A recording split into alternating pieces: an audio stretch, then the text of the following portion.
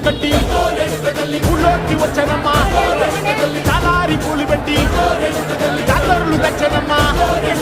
తంగేరు పూలు పెట్టి కంకాణ దూకేనమ్మా ముక్కు ముక్కెర పెట్టి ముల్లోకాల నెలనమ్మా ముందార చూడంగా మున్నూరు కన్నులమ్మా ఎదుగాల చూడంగా ఏనూరు కన్నులమ్మా సాధు శిస్తులంతా